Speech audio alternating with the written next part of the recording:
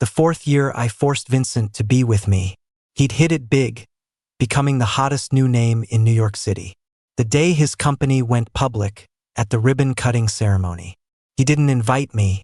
Watching him on a screen, looking so triumphant, I suddenly saw some strange comments flashing before my eyes. LOL, knew Vincent had it in him.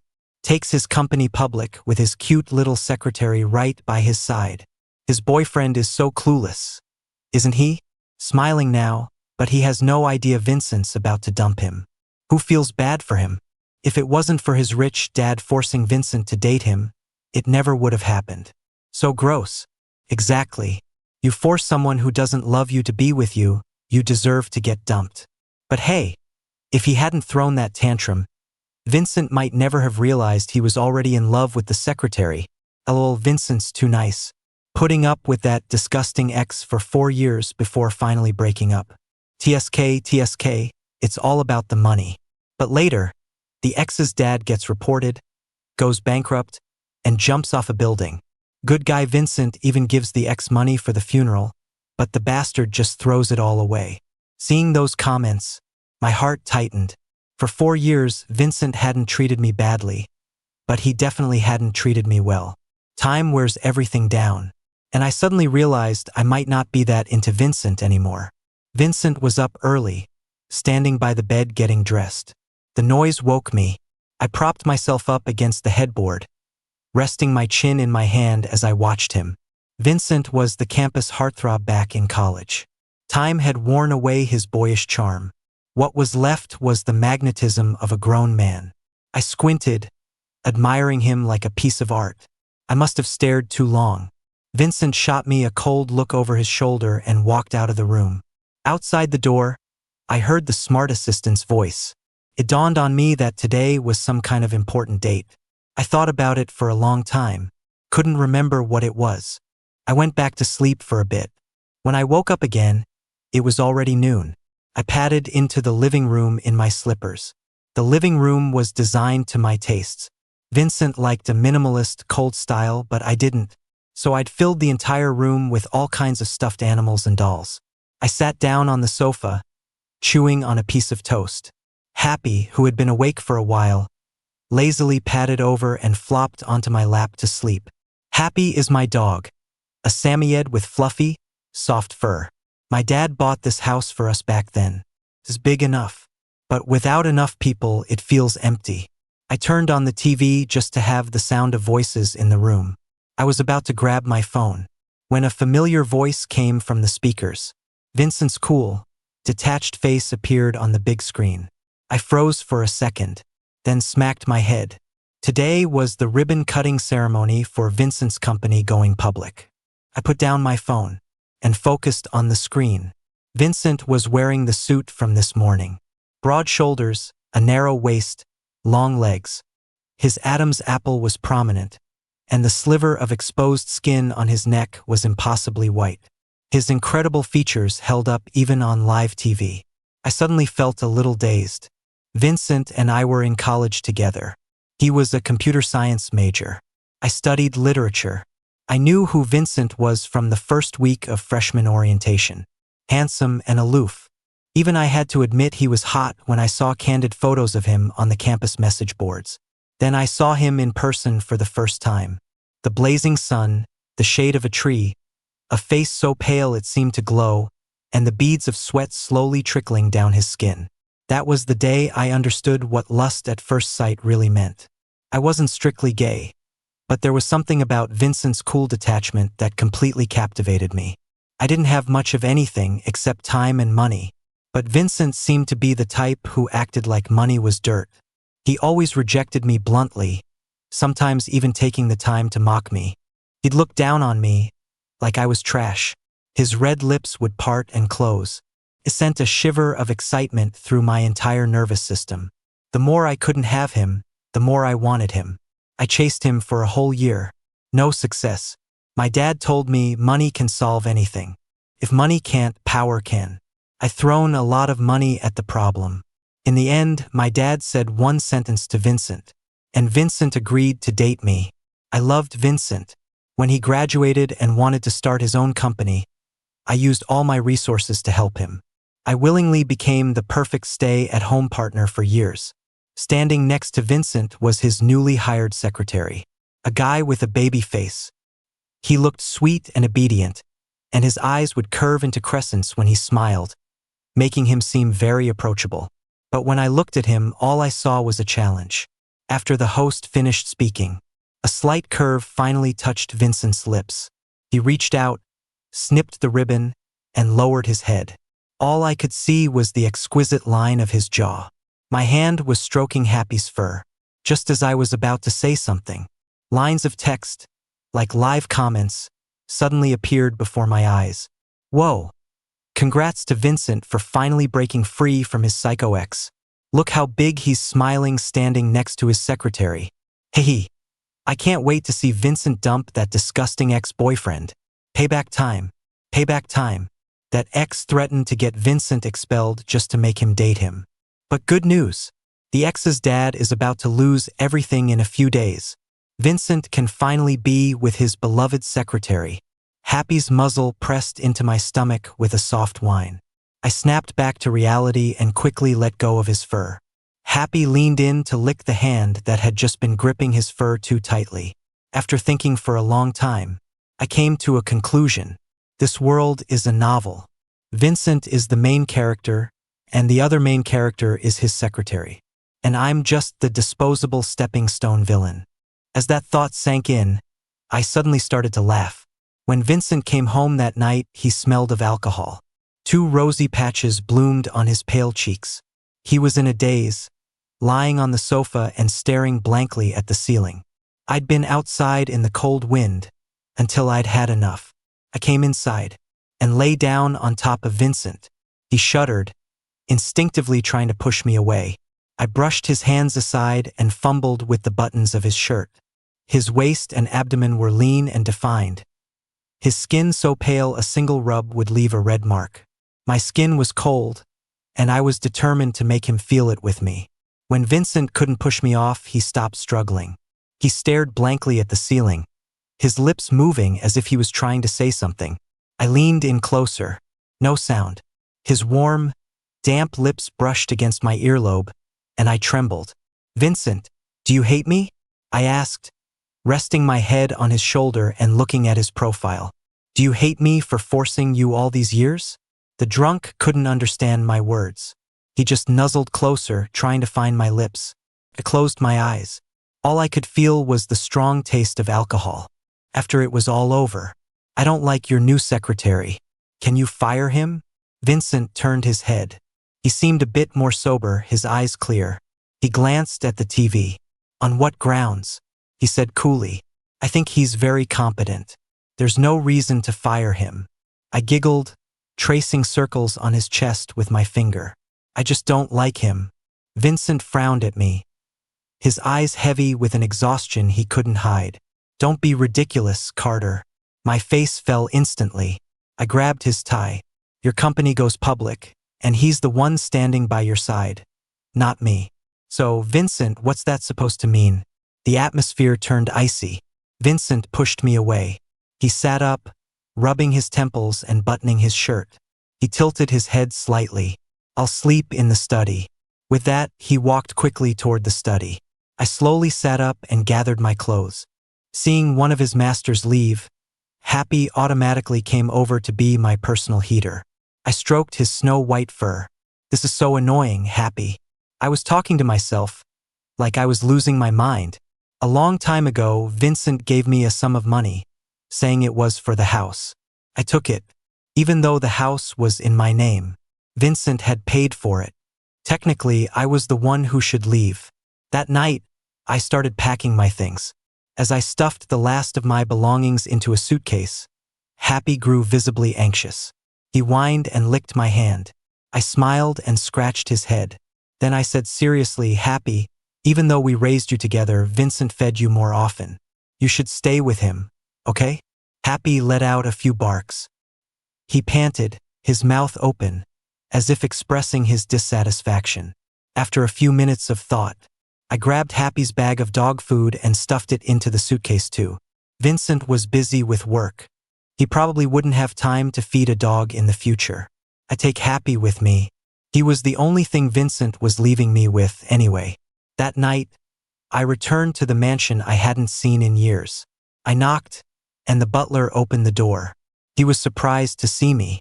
After all, when I'd had that falling out with my dad, I'd sworn I'd never come back. For years was a long time. I guess I'd kept my word. He helped me with my suitcase. He led me inside, talking as we went. 8 out of 10 sentences were about how obedient I used to be as a child. I couldn't listen anymore.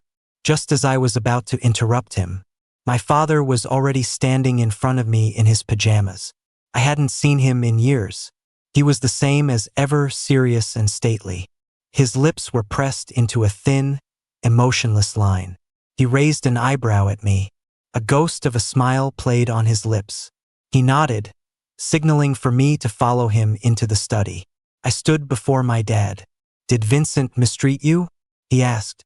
I lifted my head, acting nonchalant. "I'm not into him anymore. Can't I just dump him?" My dad raised me. He knows me better than I know myself. Hearing this, he just gave a cold little laugh. "So, my dear Carter has finally decided to give up on his undying love and return to the straight and narrow?" I pouted. I turned away so I wouldn't have to look at the knowing smile in his eyes. Back when I was in college, begging him to find a way to make Vincent be with me, he'd had the exact same expression. He said being with Vincent wasn't the straight and narrow, but I was crazy about him. So my dad pulled a few strings and let me go play on the wild side for a while. He'd expected me to come back eventually. I turned to leave. My dad spoke slowly from behind me. "Don't overthink it. Your father will always be your safe harbor." I shrugged. I suddenly remembered yesterday's comments. I offered a well-intentioned warning. "Be careful lately. Watch out for anyone trying to report you. I still need a lot of your money to support myself." My dad laughed at that. His fingers tapped on the wooden armrest of his chair. "Top? Top? Top?" I know. I didn't care if he was listening or not. At his age, having reached his position, he knew what to do better than I did. Anyone who knew my dad thought he was a rigid, serious man. The reality would probably shock them. I'd never seen my dad lose his composure. When my mom died, he smiled and told me, "Mom's gone, but you still have Dad to keep you company." My mom only left behind a gaudy little trinket, and my dad held my hand as we threw it into the ocean. I was 12 then. I understood what he meant, but I didn't care. My mom didn't love me. My dad was still under observation. My first day back home, I slept until noon. The first thing I did when I woke up was grab my phone. Then I tossed it away in frustration. My chat history with Vincent was still stuck on my greeting from 2 days ago. I got out of bed. Happy jumped on me. The butler held Happy's leash, a standard smile on his face. "Young master, Happy has already been for his walk." I nodded. I waved him off and went to the dining room. My dad was reading the news in the paper. When he saw me sit down, he spoke out of the blue. "Is there anything you want to do for fun? I'll have Mr. Lin arrange it for you." I took a bite of toast. "Why aren't you at work?" My dad looked up at me over the paper. "I was afraid you'd die in your sleep." "You're sick," I mumbled. I called up some old friends I hadn't seen in ages and went drinking at a bar. I used to come here all the time. But Vincent hated the smell of alcohol, so I stopped. When they heard I was back to my old ways, my friends all raised their glasses, eager to get me drunk. I accepted every offer. After a few drinks, I wasn't dizzy. In fact, my mind felt clearer than ever. Just then, the guys who'd organized the get-together started hooting. The best way to get over a breakup is to start a new relationship. One of them sidled up to me. He winked. "So, my new place just got some real fresh meat. Want to give one a try?" I lazily lifted my eyelids, my body feeling limp, and waved my hand. But they took it as a sign of agreement. A few moments later, the manager led a few young men in white shirts and black pants into the room. One of them caught my eye. I opened my eyes and beckoned for him to come over. I touched his face. "He looks a bit like him," I murmured to myself. The guy froze, letting me do as I pleased. The others scattered around the room. The private room erupted in another wave of cheers. The people I used to hang out with were all a bit messed up. Besides drinking, I found most of their other activities distasteful. It had been years, but this was the first time I'd said something like that. The guy's face was hot against my palm. He lifted his eyes to look at me. His skin was pale, almost glowing. He introduced himself in a soft, quiet voice. "My name is Alex. You can call me Alex, sir." I leaned back on the sofa, and he rested against my shoulder. He was a head taller than me. Before long, I had to pee. I ordered Alex to help me to the restroom. I pushed open the door to our private room. I didn't have time to look up. Alex grunted as he was shoved aside and fell to the floor. I was bonelessly leaning against the doorframe. Lifting my eyes, I saw Vincent's cold, expressionless face. The alcohol was hitting me. I almost thought I was hallucinating, until he grabbed my wrist and dragged me out of the bar. It hurt. My wrist really hurt. I kept repeating that to Vincent. He found my car and pushed me against the hood. His hands frantically rubbed my shoulders. I looked back at him, blinking, still trying to process what was happening. "What are you doing here?" Vincent's gaze shifted from my shoulder to my face. His expression was dark, the line of his jaw sharp. "Where did he touch you?" Pouted at him. "What's it to you?" Vincent paced back and forth in front of the car, his eyes smoldering. "This is cheating, Carter. This is immoral." His voice was losing its control. I was still bent over the car, my chest heaving with laughter. The sound seemed to echo in my chest. "We broke up, Vincent. You have no right to control me now." Vincent stopped pacing abruptly, looking up at me in shock. "Broke up? When? How come I don't know about it?" "I don't agree, Carter, and you're not allowed to agree either." The street was dark, lit only by the faint, yellow glow of the streetlights. It hit Vincent's face, making his already sharp features look even fiercer. I pouted, pushed myself up, and turned around to lean casually against the hood, enjoying his loss of composure. "Then how about I tell you right now? We're breaking up. Is that clear enough?" Vincent didn't expect me to be so nonchalant. For so many years, wasn't I the one always trailing after him like a puppy, fawning over him, apologizing profusely for a single cold look, begging him not to break up? He clenched his jaw, about to say something, but my eyes lit up as I looked past him. I raised an eyebrow. Well, look who's here." Vincent's little secretary skidded to a halt. He looked helplessly at Vincent, biting his lip, the picture of innocence. "You disappeared so suddenly. I was getting worried." He was talking to Vincent, his eyes glistening. No one could bear to hurt him. I rolled my eyes, stood up gracefully, and clapped my hands. "Ah, your new boy toy's here. Guess that's my cue to leave." Vincent spun around to face me, frowning. "What new boy toy? What are you talking about, Carter?" I pouted, not bothering to explain. I opened the car door, put the key in the ignition, and started the engine. All in one smooth motion. Vincent frantically banged on my window. The soundproofing was too good I couldn't hear what he was saying. I could only see his secretary beside him, anxiously gesturing and saying something to him. Vincent, annoyed, snapped something at the secretary with a cold face. None of it mattered to me anymore. I drove away. I went home and passed out. The next day, I opened my phone to see multiple missed calls and texts from Vincent. I ignored them, but I was surprised to see a friend request. Curious, I accepted it. A second later, a self-introduction popped up. "It's Alex." The next message was a shirtless, dripping wet thirst trap. It was quickly deleted. Then another message popped up. "Sorry, sent that by mistake." "You're not mad, are you, Carter?" His seduction tactics were ridiculously cheesy. But after years of a vegetarian diet with Vincent, even this little bit of meat was enough to make my head spin. Amused, I invited him to dinner. After getting an enthusiastic voice message in reply, I tossed my phone aside, stared at the ceiling, and suddenly burst out laughing. Alex was smart. He wasn't like other escorts. I spent a few peaceful days.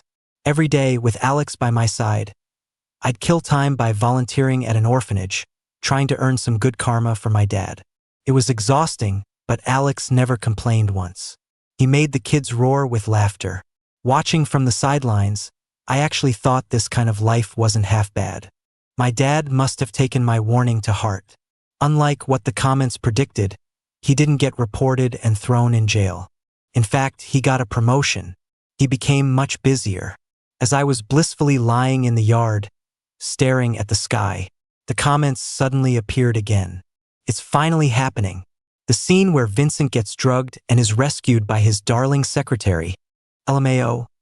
Who would have thought someone as cold as Vincent would be such a beast in bed? The secretary could barely walk the next day.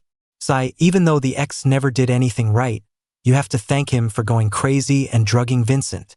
It's what brings the happy couple together. The limited set of comments played on a loop. They made me sound like a psychopath. Who would drug their ex-boyfriend? I didn't take the comments seriously, but I underestimated the power of the plot. I wouldn't do it, but someone else would. That night, as I was getting ready for bed, a call came from an unknown number. I answered it silently, and was met with the sound of the secretary's frantic crying. Mr. Bell, Mr. Bell. It was me. I was blind and didn't know who I was dealing with. Please, please save me. Vincent's gone crazy. His shrill voice rang in my ear. It gave me goosebumps for no reason. After listening for a while, I calmly came to a conclusion. Why did you have to provoke him? There was a moment of silence on the other end, followed by an even louder scream. Please, Mr. Bell. Vincent's going to kill me. Along with the secretary's sobs, I could hear the sharp sound of things shattering, a frenzy of crashing and smashing. I listened for a moment, couldn't make much out. I paused for a long time. Just as I was about to hang up, another piercing scream came from the other end. Please, I'm begging you. Then the line went dead. I tossed the phone away. I stared at the ceiling for a few minutes, dazed. Then I shot up out of bed. I gave myself a pathetic little warning. Remember, you're just going there to get the law involved, not to see if he's okay. Following the address, I returned to the home I had lived in for 4 years. The door was open. Shattered objects littered the entrance. The shoe cabinet in the entryway was knocked over, shoes scattered everywhere. As I walked further in, the curtains were drawn, and the room was pitch black. The moment I reached out and flipped on the light switch, a glass bottle flew past my cheek. I narrowed my eyes and looked at Vincent, who was writhing wretchedly on the floor. His face was flushed, his gaze hazy. His whole body was red, and his shirt hung off him, half unbuttoned by someone. He was gritting his teeth, staring at me. His eyes were bloodshot, as if filled with blood. He seemed to have lost all consciousness, running on pure instinct. I scanned the room but didn't see the secretary. Carefully avoiding the broken porcelain on the floor, I walked over to Vincent. I looked down on him. Where's that little secretary of yours? Vincent took a deep breath, struggling to lift his head to look at me. His eyes flickered a few times. Suddenly, he reached out and hugged my leg, his lips trembling. Gone. He's gone. Kicked him out. I could feel the heat rolling off his body. He was like a furnace. I lifted my foot to push his hand away and crouched down. I was face to face with Vincent. I said word by word, I came here to laugh at you, not to solve your problems. He looked at me, confused, his breath coming out in hot puffs. Suddenly, his lip trembled. Don't go. What a move. No wonder I fell for him at first sight. Faced with a vulnerability I had never seen before, I looked at his face, and my heart, against my will, softened. I reached out and touched his face, feeling the intense heat. My voice was much weaker. What did he do to you? Vincent, still on his knees, crawled toward me and buried his head against my waist, clinging to me dependently. Drugs? He drugged me. He sniffled, the drug already clouding his mind. He wanted to be with me. I said no. I don't like him. I like. His body was scorching hot as he pressed against me. My own body started to heat up in response. A certain part of him was slowly grinding against my side, making its presence known. I frowned. I suddenly remembered the comments about the aphrodisiac. I sucked in a sharp breath and grabbed Vincent's face, my thumb and forefinger cupping his chin. Vincent's mouth fell open. The tip of his red tongue rested on his lips as he looked at me with hazy eyes. He gave you an aphrodisiac? Vincent couldn't answer the question. He just kept licking his lower lip, his heated gaze fixed on me. I looked straight into his eyes. A few minutes later, ignoring his fumbling hands, I dialed 911. When the paramedics arrived, they found Vincent curled up beside me. He was constantly mumbling something. It was a bit indecent. Under the paramedics' indescribable expressions, I expressionlessly grabbed Vincent's hand and held it up toward the doctors and nurses with the stretcher. I paused, take him away first. I also need to call the police on the person who drugged him. The ambulance wailed as it drove away. I stood amidst the wreckage and coolly dialed the police.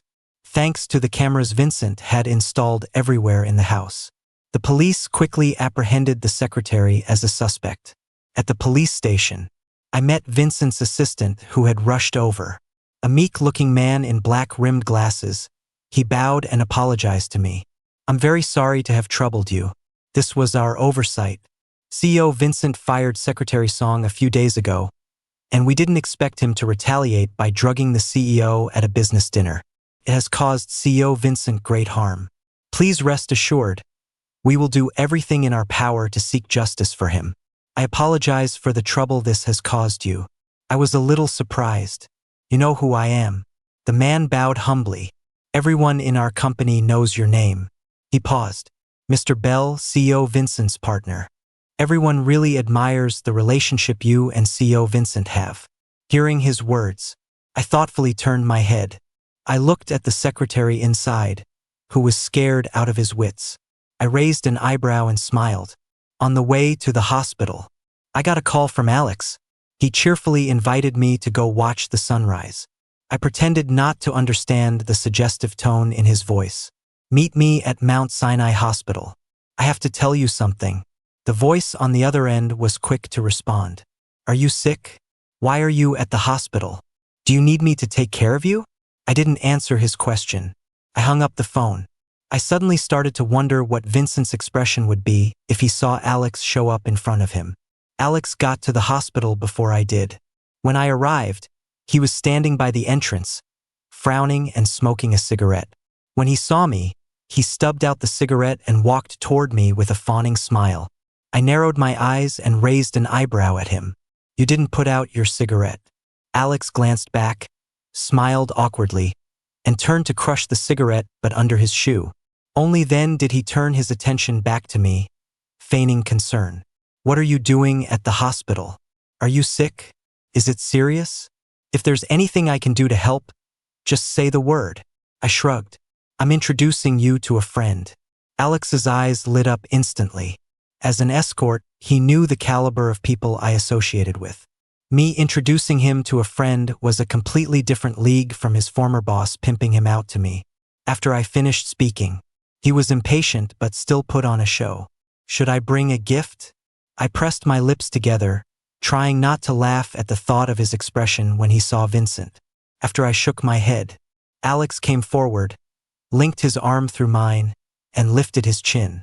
He walked into the hospital lobby with his head held high. We asked at the front desk and made our way to Vincent's VIP room. The happiness on Alex's face was palpable. I knocked on Vincent's door first. I had Alex wait outside. Vincent was lying on the hospital bed, his face pale, wearing a blue and white striped hospital gown. He looked gaunt. His long, dark lashes were lowered, and his exquisitely structured face was as white as paper. I paused for a moment, then walked in and sat down. When Vincent saw me, his eyes first lit up, then dimmed. He stubbornly turned his head away, refusing to look at me. Didn't we break up? Why are you still here to see me?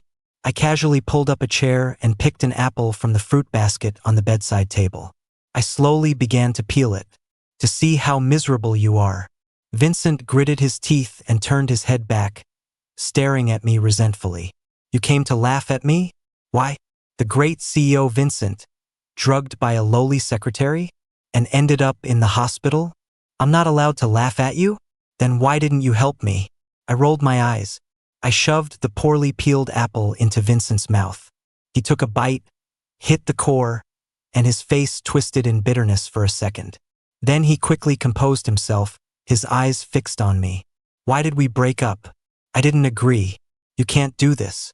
You're the one who pursued me first. Seeing my indifferent expression, Vincent started to get anxious and his words became jumbled. I ignored him and waved for Alex to come in. Alex, who had been waiting anxiously outside, entered. The next second, his eyes met Vincent's, and they both froze. Alex recognized him as the man who had beaten him up outside the bar a few days ago. Vincent, on the other hand, saw the uncanny resemblance between the man in front of him and himself. I stood up gracefully. I pulled Alex over to introduce him to Vincent. Meet my new friend, Alex. I put special emphasis on new friend. As expected, I saw the look of a shattered man on Vincent's face. His lips trembled. He looks like me. I turned to the uneasy Alex and gave him a dazzling smile. That's right. I found him specifically because he looks like you. Vincent, I don't need you. I just like your face. And with my money and power, I can find anyone I want who looks just like you. After saying that, I waved for Alex to leave. I sat down again.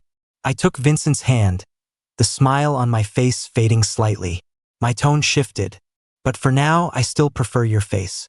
So be more careful in the future. Don't hurt it. Vincent squeezed my hand back. He lowered his head, looking dejected. I know. I've always known. Back in college, I had quite a few flings. I've always been drawn to pretty faces. A lot of people at college were willing to be with me in exchange for the benefits I offered. When I met someone better looking, I would naturally dump the previous one. Whether it was with money or power, I didn't care what it took to be with someone I liked. Vincent was the most beautiful person I had ever met. He was also the only one who had ever rejected me after I slapped a check down on the table in front of him and asked him to date me. Back then, Vincent was the dashing prince of the computer science department. A lot of people liked him, both girls and guys. The first time I chased after Vincent to confess my feelings. It was in the library. He was wearing a white shirt and black pants, his dark hair covering his eyes. Only the pale, beautifully sculpted lower half of his face was visible. His lips were red, his teeth white. I sat down in front of him with a check. Resting my chin in my hand, I squinted and told him I liked him and wanted to date him. Vincent glanced up at me, then looked away. Probably out of anger. A blush spread across his pale cheeks. He said softly, I'm not gay. A large check lay in front of him. His worn-out clothes, a yellowed book, and the old flip phone by his hand. A moment of silence. I reached out and tucked a strand of his bangs behind his ear. You could be. Vincent pressed his lips together and pushed the check back toward me. He turned his head, unable to look at me. He stood up abruptly and told me he was sorry. Then he turned and left. He was the first person to ever reject me. But I'm the kind of person who doesn't give up until I get what I want. After being rejected by Vincent several times with a check, I was finally getting impatient. I cornered him in a stairwell after class one day. He was holding a book. He'd cut his bangs. His eyes were bright and sparkling, his eyelashes long, and there was a striking red mole at the corner of his eye. He frowned at me, then at the check clutched in my hand. Suddenly, he said, Carter, the first step to winning someone over isn't a check. I didn't understand what he meant. My dad had told me since I was a child, money is important. Everyone in this world loves money. You can use money to achieve anything you want. I couldn't see the blush on Vincent's cheeks, couldn't see the shy way he bit his lip. All I knew was, he had rejected me. My money was useless. I threw the check at him and walked away. Later, I told my dad about it. My dad laughed, but I was his only son. Whatever I wanted, he would just have Mr. Lin make it happen. So that day, Vincent was summoned to the principal's office. I don't know what Mr. Lin said, whether it was a threat or a temptation. I didn't care. All I knew was that when Vincent came out, his face was grim, but when I took his arm, he didn't push me away. And in that moment, I knew What money couldn't buy, power could. Vincent was the most beautiful person I had ever seen in the world. Otherwise, I wouldn't have been content to stay in our home for 4 years. When Vincent graduated from college and wanted to start a business, I volunteered to use my family's resources to help him. Vincent grimly refused. He said, "This is my own business. Don't you want a lot of money? I'll give it to you." Of course, I helped him anyway. He couldn't stop me. In the beginning, Vincent would often come home drunk from business dinners. He wasn't a messy drunk. He would just have a flushed face and hazy eyes, and he'd wrap his arms around my waist, swaying and mumbling things I couldn't understand. He said he started his business to show my dad that he wasn't a nobody. He started it to make lots and lots of money. But what for? Vincent never said. He had few material desires, and both his parents were gone. There was nothing he needed money for. This one-sided breakup ended with Vincent in the hospital. After he was discharged, he eagerly went to my dad's house to help me move my luggage. He happened to run into my dad, who was home from work. He froze for a second, his shoulders trembling. Then he quickly straightened his back, lifted his chin, and carried my luggage out of the house with his head held high. I looked back at my dad. He frowned and shook his head at me. I raised my eyebrows, pouted, and mouthed a reply. What can I do? My dad blinked and turned away. It was a few months before I saw that secretary again. At Vincent's request, I went to pick him up from a business dinner. The people he was drinking with were a group of pot-bellied middle-aged men. I had seen quite a few of them in my dad's office. They were high-ranking, and they could force Vincent to drink. Vincent was drunk, lying on the sofa with red eyes, staring at the ceiling. The other men were huddled together, whispering about something. He walked over silently. I caught a phrase. Get a girl to take good care of him. He's gay, I interjected coolly. The men didn't register at first, instinctively replying, then get an escort to.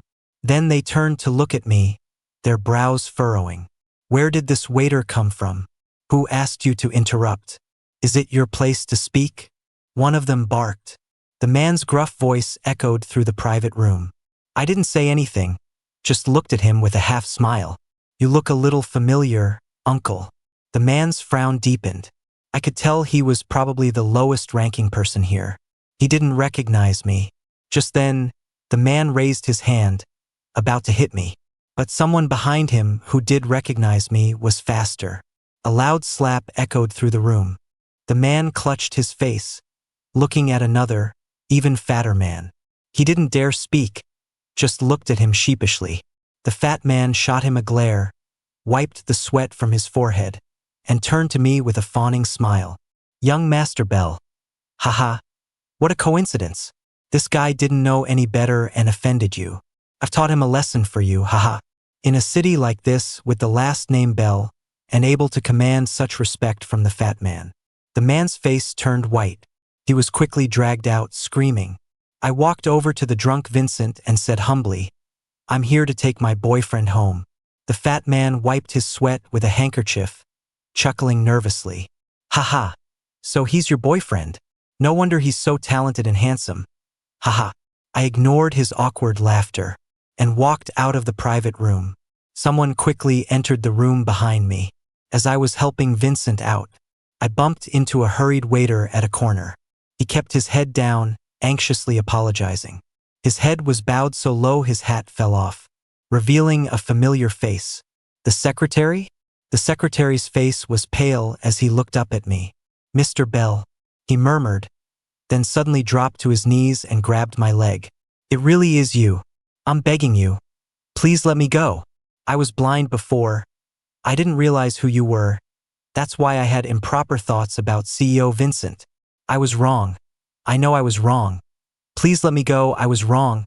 I'm begging you. I didn't move for a moment. My only memory of the secretary was that he drugged Vincent and then went to jail. It had only been a month. He was out already. I thought about it, raising an eyebrow. A smile played on my lips. What's your name? I can't remember. What are you talking about? Sure. I readily agreed. The secretary was stunned. I took a step back, pulling Vincent away from him. He snapped out of it and started crying. It's all my fault. I must have lost my mind.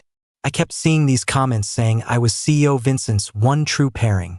It's my fault. I'm crazy. Please don't throw me away. The secretary rambled on and on. Finally, he hit on a key point. You said you can see the comments? I frowned. I remembered that I hadn't seen any comments since the drugging incident. But this secretary was saying he saw the same ones. I beckoned for the secretary to follow me home. Back home, I had Mr. Lin quickly arrange for a renowned psychiatrist to run psychological tests on me and the secretary. The results came back quickly. In a sterile white space, even more comments suddenly appeared before me. Ugh, why has the plot gone off the rails? Where's my CEO cute secretary romance? Forget it, the plot's so screwed up. Did the author die or something? New. I don't want to see this damn X with Vincent. Vincent, wake up. This guy only likes your face. I'm dead. What is this crap plot? I'm out. Strings of garbled characters appeared in the air. More and more they began to twist and distort, shattering, and finally coalescing into a human face. I reached out my hand, touching the empty space. Mom. My mom didn't love me. I was just the product of her business arranged marriage, a result of her abandoning the man she loved to marry a powerful man. In her own words, I was the product of a rape. I used to be so disdainful of that. She enjoyed a life of luxury while hating me and my dad unconditionally. I just never thought she would hate me to this extent, to the point where not a single one of those comments had a good word to say about me. Even after her death, she still wanted my dad to be imprisoned and for me to die a horrible death. I closed my eyes. A distant voice called my name, and I opened my eyes. My dad was standing to one side, an anxious Vincent beside him. I struggled to turn my head, wanting to see the secretary who was just like me. Just then, I heard the psychiatrist speaking in a low voice to my dad. There's a shadow in the brain, covering the hippocampus. It can affect a person's consciousness and memory. I spoke. What about the secretary? My dad frowned, raising his hand to point beside me, but froze in the next second. I turned to look. On the bed next to me lay the secretary, his face as white as a sheet. He was wearing a gaudy bracelet. Just then, the doctor flipped through his files. He raised an eyebrow and said, "Your symptoms are quite similar." The secretary slowly woke up and stretched. He opened his eyes and saw us, then shrieked, pulling the blanket up to his chin. Who are you people? Why am I here?" I smiled at him. "What's your name?" The secretary calmed down under the doctor's soothing words. He looked back at me, pouting, his lips turning down. "My name is Liam Song." I let out a sigh of relief. But just then, the newly calm Liam Song suddenly became agitated. I'm going to be late for my interview. Let me go." Vincent curiously asked what interview. Liam sat up straight, lifted his chin, and declared loudly, "Bell Vincent Industries." Vincent glanced at me, then said, "You don't have to go. You're fired." Finally, at Vincent's insistence, he transferred all the company shares to my name. He gave me a good reason. "I founded this for you, to prove to you that money isn't everything. The first step in pursuing someone should be sending flowers." Vincent smiled. "Then comes lots and lots of money." From him, I finally understood the meaning of that blush I'd been wearing for years. "Vincent, do you know what Dad told me to say when he called me that day?" I lazily nestled in his arms, counting the property deeds. Vincent stood at attention, his face stern and pretentious. "I'll give you $5 million and you'll leave my son." "Me? Did you agree?" Vincent looked at me, beaming. "Of course not." I said, "I truly love you." I pursed my lips, then suddenly remembered the look of surprise that had crossed my dad's stern face at Vincent's response. I grinned. I reached out and stroked Vincent's hair. He rested his head on my hand. Her voice softened. "Honey, I've loved you long before you've loved me." During military training, not only did I see the boy standing in the shade of the tree, but he also saw me, and his face blushed.